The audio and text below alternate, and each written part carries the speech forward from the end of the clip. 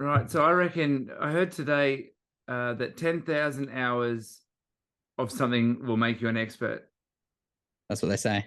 So how the hell do you become a tradesman in 3 to 4 years? All right. I was working out the calculation here. So if you do 40 hours a week times 48 weeks a year, that's 1,920 hours. It'll take you 5.5 years, 5.3 years to become an expert tradesman Based on that. based on that. So essentially, we deem an apprentice a tradesman after 3 or 4 years, depending on what it is. And as a roofer, it's 3 years. Mm. And I'm like, wow. So essentially, an expert is someone who's been in their field for 5 years working on something, is an expert in any given topic. So what's 20 years? Hey everyone, Josh here, and welcome back to Constructing Out the Podcast. And in today's episode, Kenny and I dip our toes in a bit of controversy with another building company going bust. We give our opinions on a few things, as well as our experience as a roofing company having a couple of builders go bust on us. Did you know that 87% of you aren't subscribed to the channel? If you're enjoying the content we put out, please consider hitting the subscribe button. And if you have any topics you want us to cover in the future or any questions at all, please leave them down in the comments section and we'll get back to you as soon as we can. We also have the podcast up on Spotify as well. So if you want to listen to us on your daily drive, head on over, give us a follow. It really helps us out. And with all that out of the way, let's crack on with the episode. I don't know, master crafter. A master. Well, that's where the craftsman, you got expert in trades. Anyway, that's not what we're here to talk about. No, we're here for some controversy.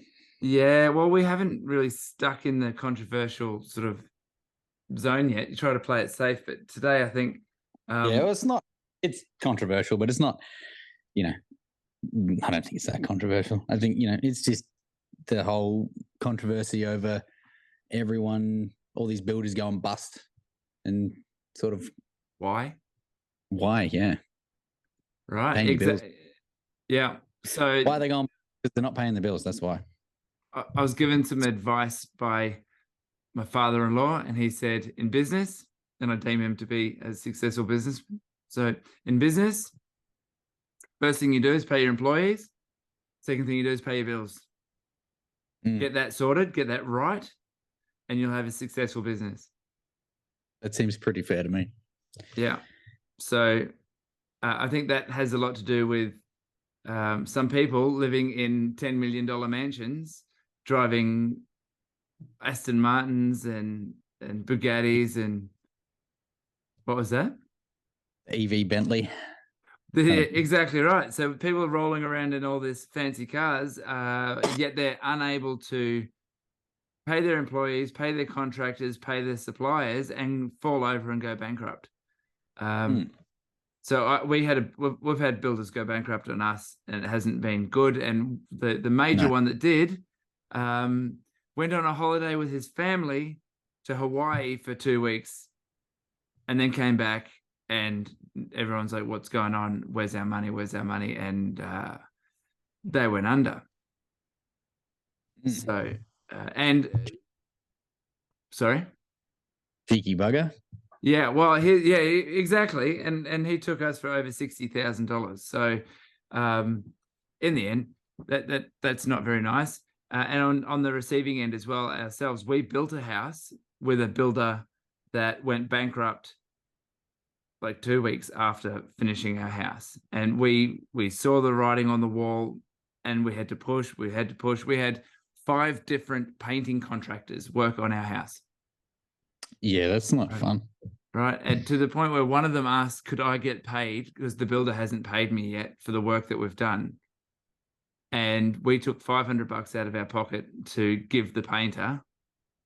And we did say to the builder, we do that. And the builder gave us writing. So he gave us written confirmation that he was happy for us to do that. And we did that, and we took that off our final contract. So in the end, yes, it's about builders going bankrupt. So Porter Davis is in the news. Yeah, recently just went bust, and all the poor people not going to get their a lot of them not going to get a lot of the money that they've spent back because they've obviously got to pay all of the contractors and that have all of their creditors for Porter Davis. Because if they don't pay those, then you're going to have roofing companies, and you're going to have plumbers, and you're going to have carpenters that are all going to go bust, and then the skill shortage that we have is going to get worse because these companies won't be around anymore. Yeah. And I just looked here. Victorian government's going to put in $15 million rescue package for Porter Davis customers. All right. Well, that's nice of them. Well, that's nice. So who's it affecting now? Yeah, the taxpayer. Everybody. This is Right. why bailouts are, I think, personally, I think bailouts are a terrible way to try and fix things. I think if the company can't handle, like we said, paying their employees and paying their bills, and that company really doesn't deserve to be in business because it's going to be liable. There's a little issue with your mic, Josh. I'm not sure what it is, but when me moving around trying to drink water and stuff. Yeah, not very smart. No, it's all right. It just seems like it's cutting in and cutting out a little bit. Yeah, I think it's more me moving away and trying to drink some water while I'm trying to talk. Right, yeah, all good. Yeah, so yeah, you're more of a liability. I think bailouts long term are not a very good way. I think there's always that term like, oh, it's too big to fail. It's like you should never deem something too big to fail. Anyway, we're digressing. Yeah, well, that build it and it will come. Let's do a business. We're a building company. We're undefeatable. Let's just keep getting more contracts. Let's just keep getting more deposits, and we'll work our way out of this. Yeah. And from a smaller, we work with some builders that have struggled from time to time, and we've been told it's because of the way that they set up their contracts, right? Their payment schedules or payment claims on the contracts. One of those being the roofing package is part of lockup. Yeah, which is kind of silly. Like even I would have thought, well, it's part of the frame. Like, you put the slab down. Isn't that part one? Then you've got the frame goes up, the trusses go up, and then the roof goes on, and then everyone can come in and do their roughing. So by the time you've got the roof on, that's frame stage complete. Everything's tied down, everything's set. Then everyone comes and does their roughing, the walls and the windows and the walls go in, and then the doors go in, and that's lockup. Yeah. Then everyone does all the internal fit out. So the way that where we've struggled to get paid is with builders who are relying on payment claims or stage claims to be able to pay us. And so we'll do a job the start of, so let's call it February. In the first week of February, we'll put a roof on, fascia gutter battens roof, $40,000 worth of roof will be done in the start of February. We invoice for that work at the end of February as per the Payment Act. The builder then has 15 days to respond and state, yes, we will pay that. And when they don't, if they don't pay that, if they don't make a response, if they don't issue a response saying we will pay this, or no, you haven't done this and this and this, we won't pay that. We'll only pay, say if it was $40,000, we'll pay $35,000. Then at the end of that month, so we did the work at the start of February, at the end of March, we will have owing to us $40,000 or $35,000, whichever's been deemed reasonable to pay. And if let's come back to that 15 days, if the builder doesn't supply a payment schedule at that 15-day point, which is essentially March the 15th, then they have accepted the full invoice amount to be paid at the end of March. So by the end of March, the money should be hitting the account on the 30th or whatever, just say 30th of the month, because that's when it's due. However, so often we have to ring builders and say, hey, what's going on? Oh, we're waiting on a payment claim. Like, I think that's trading insolvent, Josh. Like, if you're waiting on someone to pay you so that you can pay your bills, you've engaged us, the roofer, to do this job. We've invoiced you as per the Payment Act, which is enforceable by law, and you're coming back with an excuse saying we cannot pay the bill, or we're not paying the bill because we're waiting on a payment claim or a stage claim and we're not at lockup yet. Yeah. Well, it doesn't make a lot of sense, because you've really got to have that capital to be able to pay your bills until you need the capital there to pay the bills until that claim comes in. And then essentially it's like, okay, I've got to take the money out of my coffers to do this. Okay, that's all paid for. Now my payment claim comes back in, that money, I can put that back in my coffers and leave it there until the next time I need to do it. Instead of robbing Peter to pay Paul, you're just taking it out of one pocket, and then when it comes back in the other pocket, you move it around. Yeah, Well, to that there, in my opinion, and I'm not an expert of business law. That's if you're not able to pay your bills that you've engaged people to do, then there's two things you need to do. You need to go and get a loan to cover the shortfall of you not having the cash flow, which you're then liable to that loan, and then use that money to pay the bills, or you earn the money. So I get that people don't have the money, the capital, so they borrow the money, and that money would generally be borrowed against assets, etc., etc. So, but if they're not paying us, then they need, like, where's their training? Where's any responsibility go, other than they're not allowed to run a business anymore? I don't understand it. Sort of answer.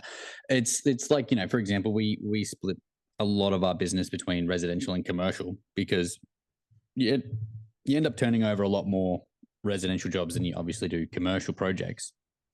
But those residential projects help pay for the running of those commercial jobs until you're paid for those commercial projects. Yeah. Well, essentially having your fingers dipped three ways. So we go mums and dads, then we go resi builders, and we go commercial builders. They're essentially the three areas. So if one dries up, there's still two that work. If two dry up, there's still one that comes in. And with the commercial, we base it so it's half private, half government. So that there's always different revenue streams. The difference, having when I first started the business, I worked off, I need to be paid so I can pay people. I had a $30,000 overdraft that we put in place so that when we started the business, if we didn't get paid by someone in time, we would have that overdraft in place to be able to cover wages, to be able to cover any contractors, be able to cover any material. And in 11 years, we've used it twice. We've also had other things happen where we've had to borrow money from family to get through, and we recovered from that, and some creative accounting things which helped out so that we could get things working. However, you learn from these things. You learn from all of those. You learn from these mistakes, I guess, in when a builder goes bankrupt on you. Well, you learn those signs. You know that you put your invoices in. You do not allow yourself to invoice on the 1st of the month. You invoice on the 31st of the month or the 30th of the month, and ensure it's sent to them, and make sure you've got a diary of all of that. And you learn from doing all of these things right. And also, what's the other thing that Jess says to us all the time? If they haven't paid their bills, stop credit. Right?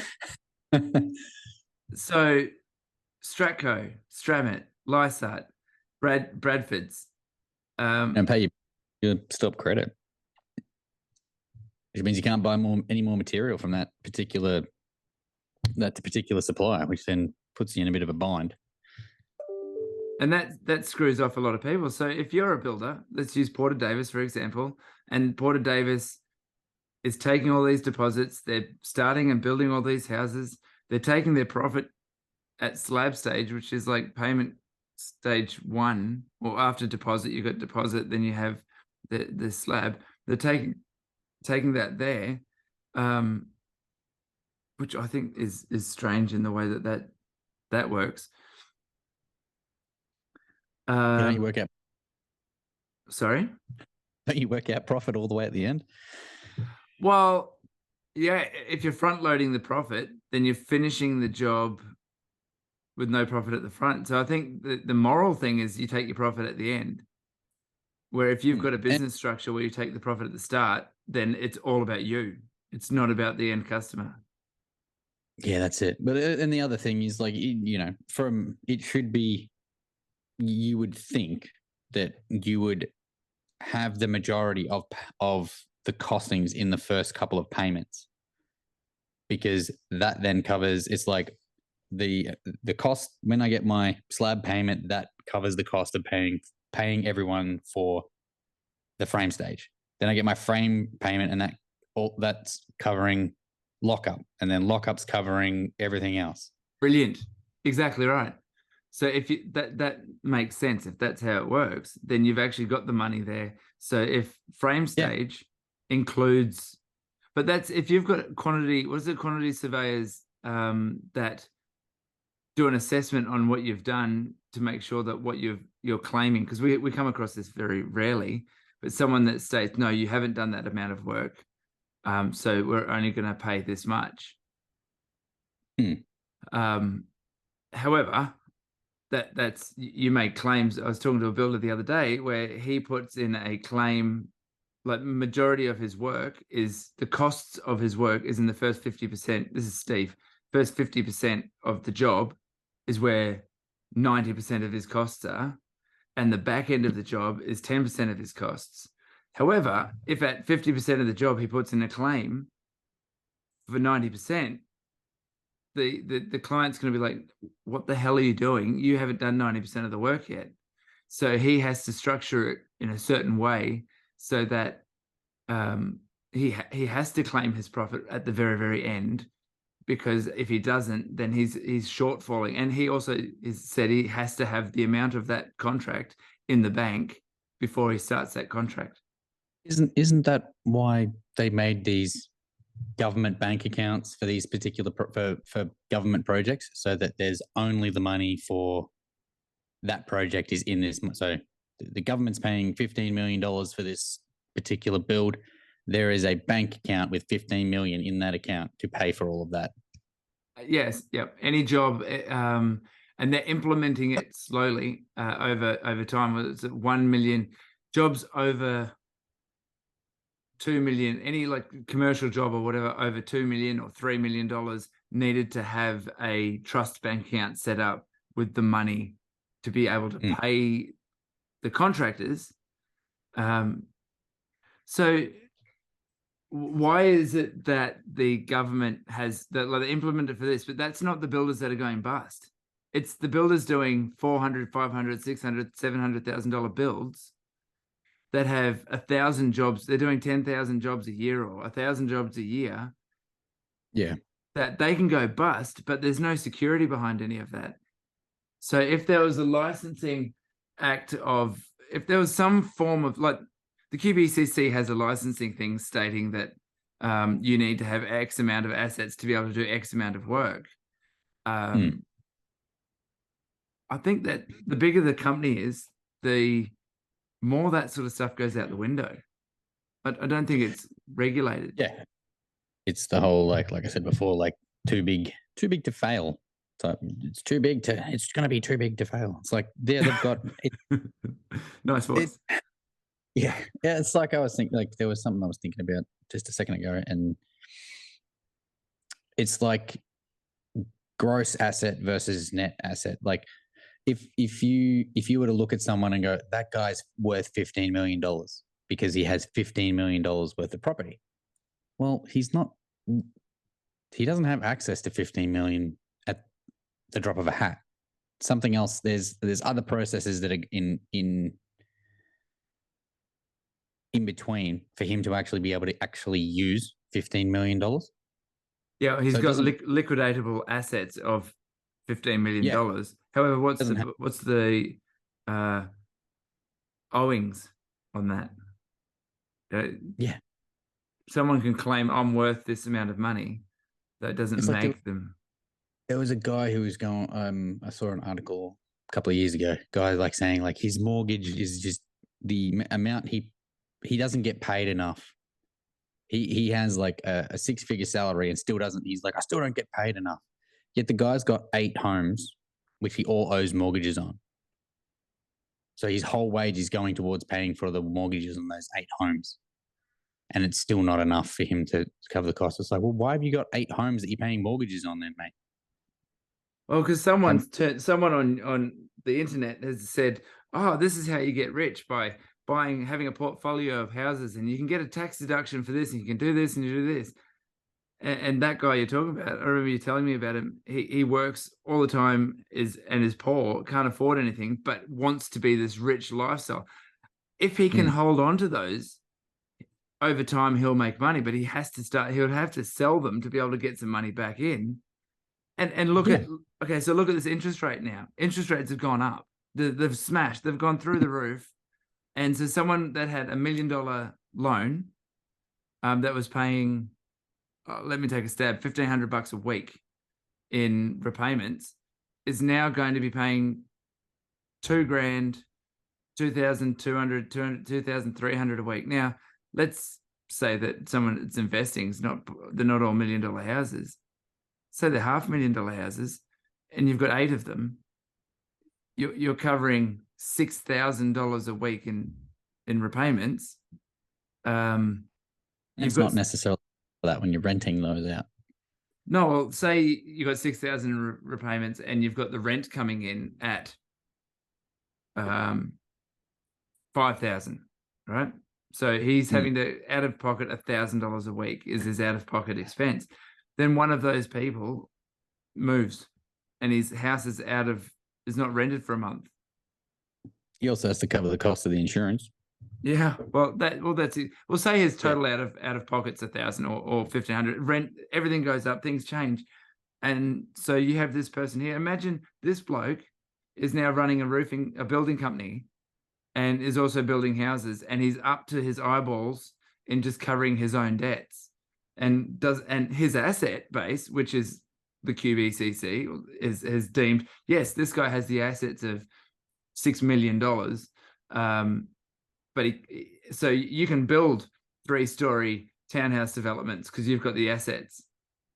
And then halfway through the build, well, he's gone and sold these apartments after getting the license. His assets are gone. He's been liquidating these places because he can't afford to build anything to get money to be able to pay bills. And he's just gone backwards in a hurry, and he's tried to grow his business really quickly, and everything's just turned to crap. And now he owes millions of dollars to contractors, back pay of tax for all his employees.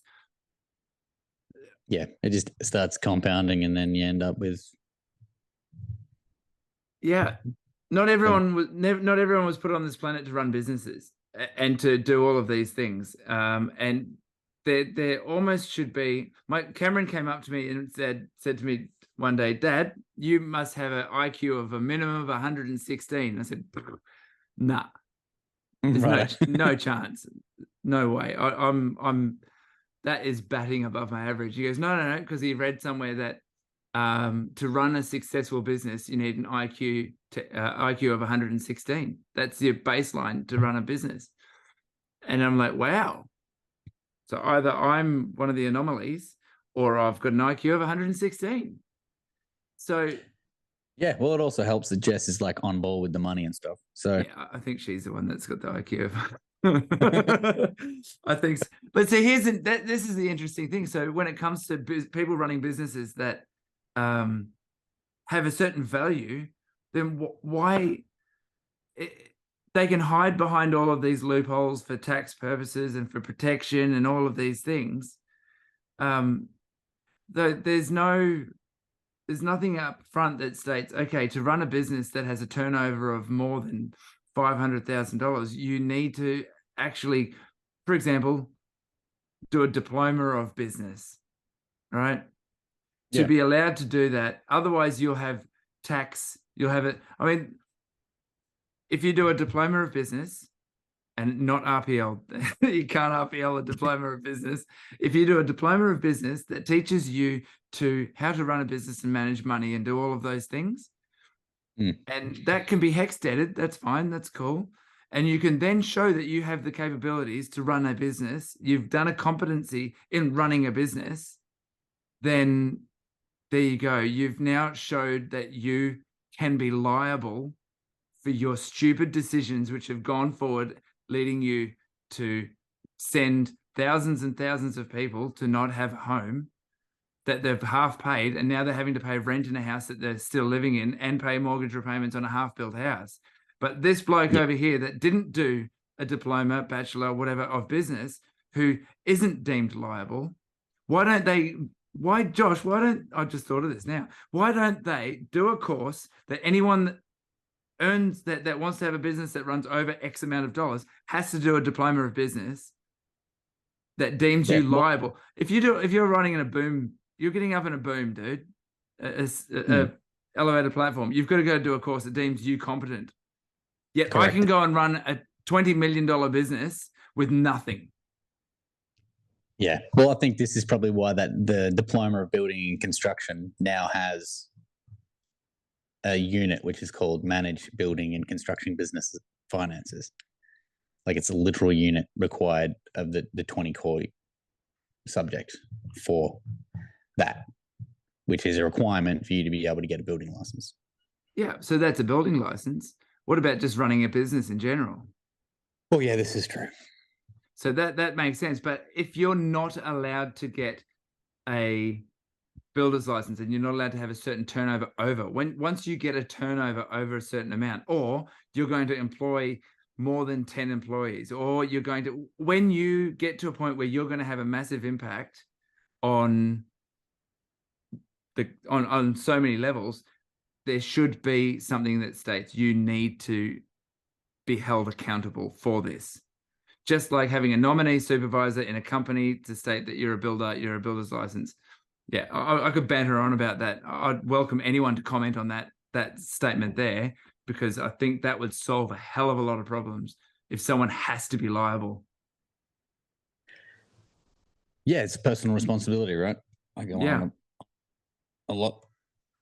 I need to take a lot more personal responsibility of some of the crap that I do in my life. Yeah, we all do. Yeah, there are certain things that people need to be like you're responsible for all these people's jobs. It's like when people complain when there's massive layoffs at companies. It's like, well, you've got to. It's better to cut the hand than to lose the whole body. We can either run this company completely into the ground and have everyone still employed for 6 months, or I can get rid of these 300 people and everyone else can continue to run. This business can continue to run into perpetuity. But I want to drive my flash car. I don't want to do without, Josh. Yeah, well, it's the same as like the guys like you see all the guys that become tradies, the roofers that now I've got my license, I've done my thing, now I'm a contractor. Yeah, whoopee. And then they forget they're getting paid all this money because they're running they're contracting, and they're just forgetting that they also need to put some away for tax. They need to put some away for the GST. They need to make sure they've got all of these things so that when the tax man comes, they can pay the bill and not go and spend it all on, I got me brand new Ranger and it's all decked out, and now Mr. Taxman you do your tax return. It's like, yeah, you owe $15,000 in tax. Oh crap, I don't have $15,000 because I bought the car. It's like, you can't ride that off on tax. It's like you can ride the GST off on tax, mate. You can't ride the entire car off. Not yet, anyway. Yeah, well, exactly. It's depreciating. In some years, they've allowed it for a complete write-off. However, that's only write-off of the taxable income. You're still going to pay tax on the money left below that. And you're right. Yeah. That the mentality there is, and we've seen it so many times when contractors, they become contractors, or they're already a contractor and they go out, they earn all the money rather than what they see. when they're employees, and they end up not having money to pay. Like they go, oh, we've got extra. I want to spend it on this, that, and everything else, rather than going, I need to put money away for tax because that GST is not mine. Well, and when you were saying that before, is as a payer of contractors, and the same thing goes above us as a roofing company, it goes to the builders, et cetera, et cetera. So if, say, Josh, you do a roof for me, and I've given you a purchase order, $5,000, go do that job. You do that job, you give me an invoice for $5,000. We reconcile that into our Xero software. And at the end of the year, we hit submit contractors' invoice claims to the ATO. Now, when you don't do your tax return at the end of the year, or you give a tax return or a statement which is really different, the tax department, the ATO will be, show us all of your invoices now. Oh, no, I never sent that one. I never said, yeah, well, here's all the people that have sent in all of your invoices because they have to. And then, oh, crap. And everything turns to crap. And it's not, look, it's not hard. Like I do like freelance takeoffs and stuff of plans, and I get the invoice. I submit the invoice. I get the payment in. I straight away take 20% and put it in a tax fund to sit there until I do my tax return and find out how much I actually owe. Because obviously I'm not registered for GST. Otherwise, I'd take 10% out, then take 20% out. Yeah. And then I'd get the bill at the tax return and all that sort of stuff. And that's the other thing I think guys don't realize, that if you're going to be end up earning 75,000 plus, you need to be registered for GST. Yeah, you just have to. And to be honest, if you're a contractor, you're going to be, you're going to be invoicing that, because you're invoicing the amount with your super, you're invoicing the amount with your any workers' comp level in there, you're invoicing amounts which are higher to cover all those costs that your employer would normally have covered. Yeah, well, yeah, that's the other thing. You're a contractor. Not only do you have to pay for any guys you've got on the books to help you get the jobs done, you've got to pay for your insurances, you got to pay for all this, and you got to keep that 20% sitting there for the tax man. So here's an interesting, go. Saying 20%, it may not be exactly 20%, but having it as like 20% of everything that I earn is going to be for the tax man is a safer bet, because once you get to the end of doing your little tax return, obviously when you do a tax return, that number starts creeping down on how much you owe for tax. So say I've got 15,000 in my tax account, and then I go do my tax return, and then through all my deductions or whatever, I only owe 13,000 now in tax. So I've now got, there you go, I've got $2,000. It's for me. Yeah, bonus, accrued savings that you have as a bonus at the end of the year. Yeah. And it's like, to me, that's just I'm not going to get it now, but at least I'm not going to be sitting in a position where I'm going to be like, oh, crap, I owe so much money in tax. Yeah. Well, that's I think businesses run off that. And going back to, for example, your Porter Davis, because they're the one in conversation. Builder goes bankrupt. They're now not paying the bill of the roofing company, right? For example, the roofing company. That roofing company has already paid all of its contractors. So the contractor's being paid. You're now putting a lot of stress on that. So all these trades that use their own money to pay their own contractors then don't have this money come in. So how liquid are these trade businesses?